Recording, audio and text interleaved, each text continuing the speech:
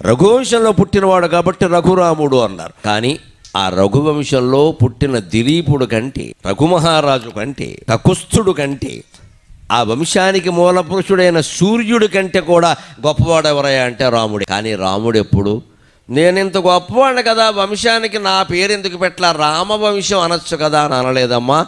That is Srirama, that is Srirama. రామచంద్రుడు అంటే చక్రవర్తి. ఆయన ఆ వంశానికి పేరు తీసుకొచ్చాడు, కానీ నా పేరు పెట్టండి అని కోరాలి. మనము అంతే.